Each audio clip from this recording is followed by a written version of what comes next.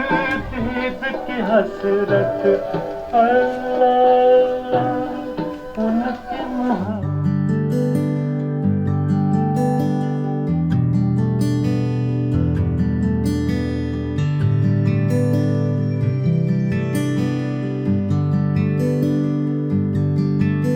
ये ज़िंदगी के मेले दुनिया में कम न होंगे, अफसोस हम न होंगे।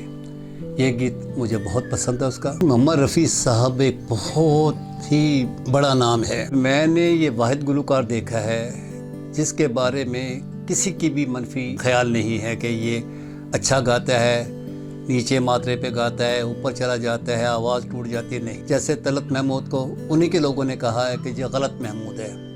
किशोर कुमार को शोर कुमार भी कहा जाता था, लेकिन मोहम्मद रफ़ी के बारे में आज तक कोई ऐसी रवायत या ऐसी कोई बात नहीं पाई जाती। सर इसके लिए मुझे 40 साल हो गए, 35-40 साल, और मैंने पूरी दुनिया से इकट्ठा किया music. America, Italy, Australia, India, बल्कि ख़ुद गया हूँ मैं।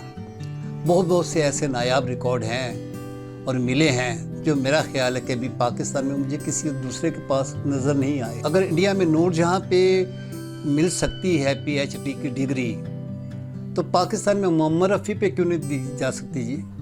उस पर भी देनी चाहिए। मोहम्मद रफ़ी साहब के गाने फिल्म दीदार में सुने मैंने, तो मैं परेशान हो गई ये बंदा क्या है। बस जब दीदार के मैंने गाने सुने तो फिर उस दिन से मुझे शौक़ हुआ कि मैं रफ़ी की जितनी भी कलेक्शन है मैं इकट्ठी करूँ। मोहम्मद रफ़ी साहब की आवाज़ की जो रेंज है, जो यानी कि वो गीत इस तरह गाते थे कि जो गीत है उसकी जो असल कैफियत है तो अपने ऊपर तारी कर लेते थे, और वो ही अंदाज़ अख्तियार करके, जैसे जॉनी वॉकर का गाना गा रहे हैं वो, तो जॉनी वॉकर ही को वो सामने रखते हुए गाएंगे। 1926 से लेके रिकॉर्डों की सूरत पे मेरे पास 1980 तक के हैं। केसेट में उससे भी पुराने 1902 के भी हैं मेरे पास। ये ज़िंदगी के मेले दुनिया में कम न होंगे, अफसोस हम न होंगे।